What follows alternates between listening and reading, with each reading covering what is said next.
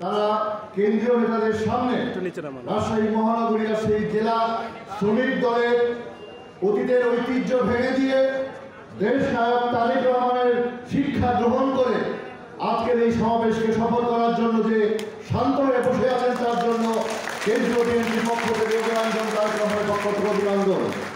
প্রিয় ভাইরা আমার, আমি বলতে পূর্বে মনে মনে একটি কবিতার একটি লাইন আওড়াতাম।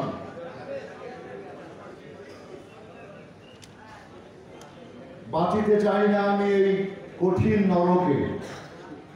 এত নরক হয়ে গেছে বাংলাদেশ, সেই নরক জ্বালায় প্রতিনিয়ত মৃত্যু যন্ত্রণার ভাবনা চিন্তা, আমার 50 লক্ষ নেতা কর্মীর জীবনের নিরাপত্তাহীনতা, বাংলাদেশের মানুষের সকল প্রকার অধিকার বঞ্চিত হওয়ার সেই কারণ দেখিয়ে প্রতি মুহূর্তে খোদা তাআলার কাছে বলতাম, বাঁচিতে চাই না এই কঠিন নরকে, যে নরককে শেখ হাসিনা নরক বানিয়ে চলে বাংলাদেশকে। 5ই আগস্টের পর আমার সেই কবিতার ছন্দ ভুলে গিয়েছি, বদলে ফেলেছি। মরিতে চাই না এই সুন্দর ভুবনে, বাঁচিতে চাই আমি এই সুন্দর ভুবনে।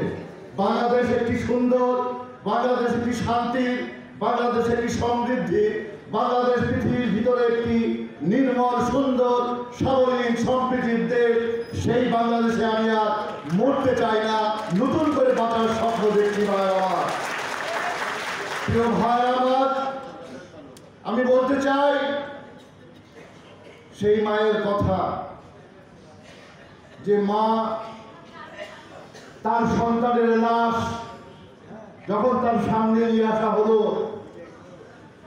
তার বুকের ভিতরে স্টেন গানের ঝাঁঝরা, কয়েকশো গুলি তার বুককে ছিন্ন ভিন্ন করে ফেলেছে। সে মা আত্মনাদ করে বলছে, আমার ছেলেকে হত্যার জন্য তো একটা গুলি যথেষ্ট ছিল, এতগুলো গুলি কেন মেরে মারা হলো আমার সন্তানের বুকে? একটা গুলি তোমার সন্তানকে মেরে ফেলতে পারত। বাংলাদেশের মানুষের কেনা টাকা সেই গুলি দিয়ে আমার সেই মায়ের সন্তানকে বুককে ঝাঁঝরা করে দেওয়া হয়েছে। শুধু বুক ঝাঁঝরা করা হয়নি, বাংলাদেশের মানচিত্রকেও ঝাঁঝরা করে দেওয়া হয়েছে। ভাইয়ের আমার, প্রিয় ভাইয়ের আমার, আরেকজন মা, যে মা একটি পোস্টারের সামনে দাঁড়িয়ে তার হৃদয়ের ভিতরে যে সন্তান হারানোর বেদনার সাইক্লোন ঘটছিল, যে ঘূর্ণিঝড় ঝরছিল, যে ঘূর্ণিঝড় যদি প্রাণীতে রূপান্তরিত করা হতো তাহলে হয়তো একটি নদী বয়ে যেত সেই মায়ের অশ্রু দিয়ে। বন্ধুরা আমার, কিন্তু সে মা সেই অবাক্ত অশ্রু সেইভাবে না ঝরিয়ে বুকের ভিতরে ঝড়কে নিয়ে সেই সন্তানের মুখে হাত দিচ্ছে, যে সন্তানের লাশ একটি রিক্সায় করে রিক্সার প্যাডেল আরেক দিকে ঝুলে আছে। খাসি বকরি কোরবানি সবাই জবাই করি, সেই পশুর মতো তার সন্তানের লাশ, মানুষের লাশ, একটি মানুষের মানবতার লাশকে বয়ে নিয়ে যাচ্ছে। সেই সন্তানের বুকে হাত রেখে, পোস্টারের উপর হাত রেখে সে কাঁদছে, আর অবাক্য যন্ত্রণায় অশ্রু ঝরাচ্ছে। প্রিয় ভাই আমার, ইয়ামিনী ভাইকে যখন এপিসি থেকে ফেলে দেওয়া হলো, আপনারা দেখলেন, গোটা বিশ্ব দেখলো একজন মানুষকে কিভাবে কুকুরের চাইতে অধম ভাবে এপিসি গাড়ি থেকে নিচে রাস্তায় ফেলে দেওয়া হয়, যেটি কোনো মানবতার কোনো কথা নয়। মানবতা যেখানে হার মেরেছে, সেই নিষ্ঠুরতা এই শেখ হাসিনা দেখিয়েছে। বন্ধুরা আমার, আমরা এই ইয়ামিন, ওই মায়ের সন্তান, আরো 100 জন নেতা কর্মী আর 70 জন শ্রমিক নেতা, যাদের মায়েরা প্রতিনিয়ত কাঁদছে, আত্মনাদ করছে, যন্ত্রণায় ঘুমড়ে ঘুমড়ে মরছে,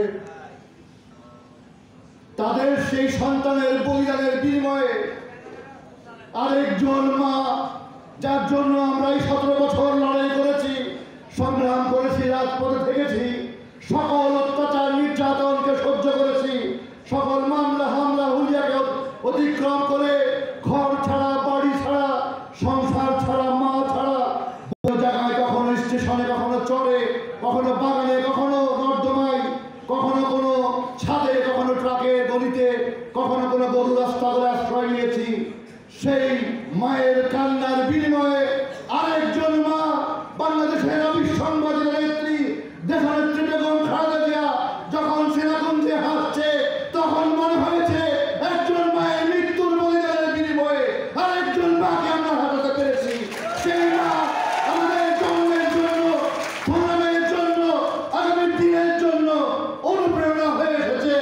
সেই নেত্রী বেগম খালেদা জিয়া আজকে তার সুন্দর মিষ্টি সুশীতল হাসি, যে হাসি দিয়ে আগামী বাংলাদেশ তৈরি হবে, সেই বাংলাদেশ তৈরি করার অনেক বড়ত্ব দায়িত্ব এসেছে আজকের এই শ্রমিক দল আর এই শ্রমিক নেতৃত্বের উপর। প্রিয় ভাই আমার, বাংলাদেশ একটি বুর্জোয়া গণতান্ত্রিক রাষ্ট্র। এই রাষ্ট্রের ভিতরে পুঁজিবাদের যে বিকাশ, এই রাষ্ট্র ধীরে ধীরে ইন্ডাস্ট্রিয়ালাইজেশনের জন্য আগাচ্ছে। গ্লোবাল রাজনীতি কিংবা পৃথিবীর মানচিত্রে ভৌগোলিকতার কারণে বাংলাদেশের অনেক গুরুত্ব, বাংলাদেশের অনেক প্রয়োজন। বাংলাদেশকে গড়ার জন্য টাকা পয়সা ভিক্ষার দরকার নাই। বিশ্বের প্রয়োজনে, পশ্চিমা রাষ্ট্রের প্রয়োজনে, আমেরিকা কিংবা পশ্চিমা বিশ্বের কারণে বাংলাদেশের ভাগ্য উন্নয়নের জন্য, বাংলাদেশের প্রয়োজনের জন্য তারাই টাকার বস্তা নিয়ে আসবে, তারাই বাংলাদেশকে করে দিবে, ইন্ডাস্ট্রি করে দিবে, সেইটি আমরা নিজেরাই বিশ্বাস করি। কিন্তু সেই তৈরি করার মধ্য দিয়ে আমাদের যে শ্রমিক সমাজ তৈরি হয়েছে, আগামী দিনেও শ্রমিক সমাজের ক্ষেত্র অনেক বিশাল হবে। 7.5 কোটি শ্রমিকের জায়গায় হয়তো শ্রমিক সংখ্যায় 10 কোটি পার হয়ে যাবে। দেশের প্রায় 40% শ্রমিক